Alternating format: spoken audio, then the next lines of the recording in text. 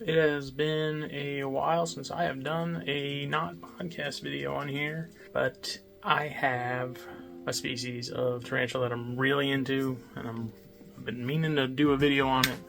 So I figured now's the time to do it. If you've been listening to the podcast at all, you know that species is Taxinus bambus, that bamboo earth tiger, really cool little Asian species. That I'm going to show you my setups and show you some of at least one of the spiders, because they don't come out a whole lot, and just talk about the species a little bit. It's pretty neat, so let's get into it. So first of all, I have various setups here. That was a small one you just saw sort of take off. The way I'm keeping these guys is pretty simple, pretty much the same way I keep any of my Poecilotheria. I do keep them a little more humid than I do the pokies, and as you can see, they're fairly heavy webbers. They remind me a lot of Avicularia and how they tube. This is one of the adults in one of those PetSmart Thrive enclosures that I still actually very much like. Did a video on those probably about a year ago. In my opinion on them is pretty much the same. They're awesome. They have gone up in price since, so you're in the $40 range now for one of these instead of the $20 or $30, but they do still have half off sales on them fairly regularly, so you can still get a hold of them. But very simple cork. Like I said, they're heavy webbers, so very reminiscent of Avicularia and the pink toes to me. They come out pretty regularly, especially after lights out, like most other species. I do have live pothos growing in this one, some field collected moss there, and then cork rounds. I did try actual bamboo at one point with these and had issues with mold pretty much immediately, so I switched them over to cork bark, and I've been using that since, and it works fine. It's not as cool. If you're gonna do bamboo, I really suggest that you bake it and dry it good before you use it, so that way it doesn't mold. But this is another setup, not as fancy. This is one of the adults. This one, I believe, is a female. Definitely not super skittish though. I mean, they're definitely shy, but they're not quick to run or take off. They're definitely much more likely to stand their ground. For reference, that's my hand. This is a imported female. This species is still imported with a fair bit of regularity. So this is what we're looking like. Again, this is a wild caught individual. You can kind of tell by not the scarification, so to speak, but those dark spots on the carapace. But she does really well. Again, they're very secretive. At night, usually I'll come in after lights out before I go to bed just to make sure everything's locked up and good to go, and they'll usually be out hanging around. Oddly enough, they have these cork tubes, and they frankly don't really use them.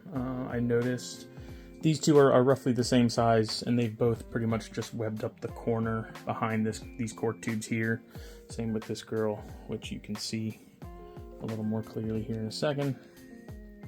But pretty spiders, native to the Tak province in Thailand. From what I've been told and talking to some people that have been in the hobby, considerably longer than I have, they're not anything new. They've been in the hobby for a while, but they are new to science and were described within the last 3 or so years. They used to be just, I think, considered one of the type localities of one of the genre that you get in that Asian region, be it Ornithoctonae maybe.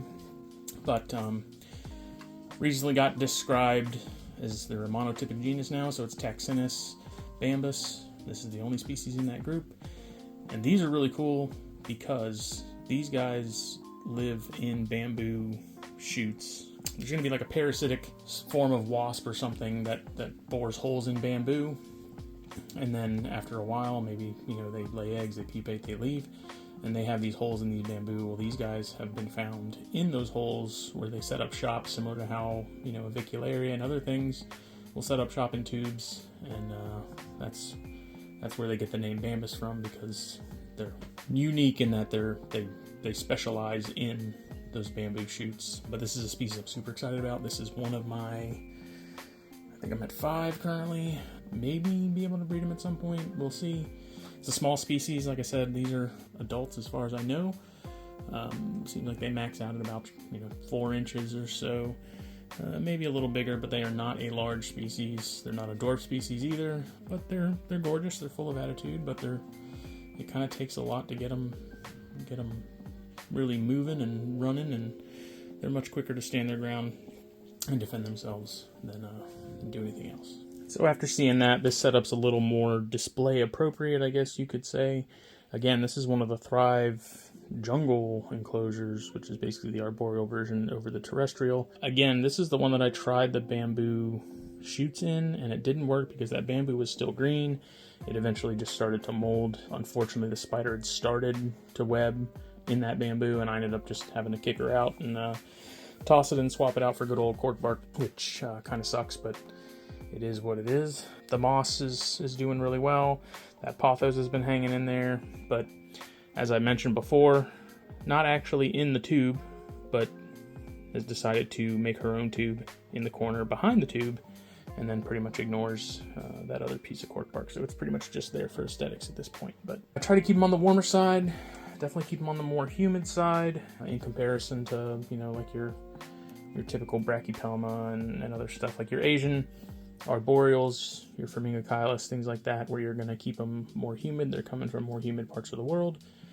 These guys will be happy with that, and then just feed them accordingly. And same with the little guys. Yeah, right there. So that's a small one. Males seem to be increasingly difficult to find with this species in particular. They're still imported in fairly large numbers. There are some people that do and have bred them, but for whatever reason they just haven't really taken off like some of the other Formingocylus and Aspinocylus and things like that we've seen. So maybe as we dive deeper into this species, which I am hoping to do, that we can make something happen and get them out there into more hands. So if you have any questions, drop in the comments. It's an awesome species. I just noticed there's really not that many videos out there about them, other than when they were sort of named and described. So hopefully this will be the first video of several in the future where I go on sort of explaining how cool this species is. And at some point I do want to do actual bamboo once it's dried out and all that good stuff. So thanks for watching. We'll see you later.